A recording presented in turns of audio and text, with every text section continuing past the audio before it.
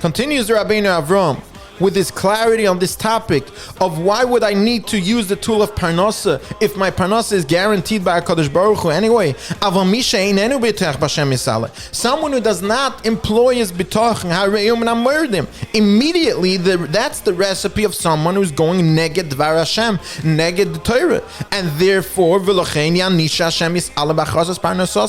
his parnasa will be cut down in one of these two ways, as David HaMelech says, people who are kfirim b'Hashem, they're kofer, they will be hungry. V'chana Omer Chama said, Sveim b'lechem niskorven, am al doyeg, am al totzcha netzach, v'yiru tzadik v'yarov, al v'yischaku. What's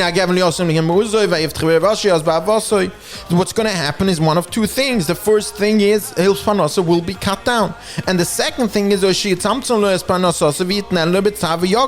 will have to go through extreme pains and difficulties to get his parnasa, as the pasuk says.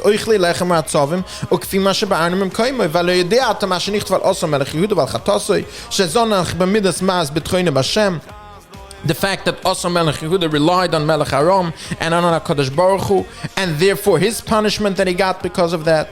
And as the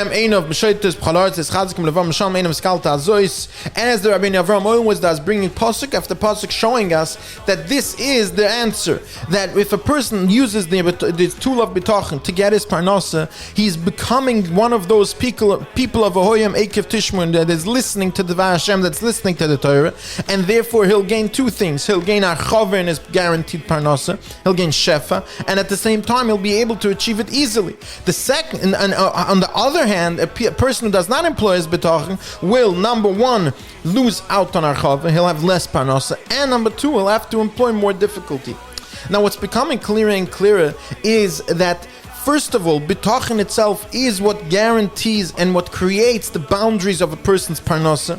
And on the other hand, this archava that we keep on talking about, on the one hand, it could be simply be put as far as simple archava. Instead of having $100, I'll have $200. On the other hand, what's going to happen is, since Rabbeinu Avram started this conversation of the Chelek HaShlishi, that a real Baal Bitachon understands what he actually needs and what he actually wants. In other words, he understands what he actually needs for sustenance, his absolute necessities like bread to eat and clothing and a roof over his head. He understands the difference between what he needs and what's necessary and what he wants. And therefore, a Baal Bitachon like that, who took that as the first basic understanding, and then employs his Bitachon to know that everything that it comes to him comes from HaKadosh Baruch Hu, of course he'll have Archava, because on the one hand he'll have Archava, HaKadosh Baruch Hu will literally give him more. On the other hand, he'll have Archava because he will realize and internalize that he has his basic needs, and he has a lot more than his basic needs. As the Ramban in his Tefillah on Parnasa makes it very clear that every single person in this world who has that level of bitachon already has more than he absolutely needs. And with that state of mind of the Baal Bitachon, who trusts in HaKadosh Baruch Hu, and he knows what he needs absolutely necessary and what's not, and he employs his bitachon, such a person, his mind is immediately at a level of archava. He's immediately at a point where he feels that he has more than he absolutely needs, and at the same time he feels it's all coming from HaKadosh Baruch Hu, and of course that will provide him with a level of Rechavas Adas. Have a wonderful day.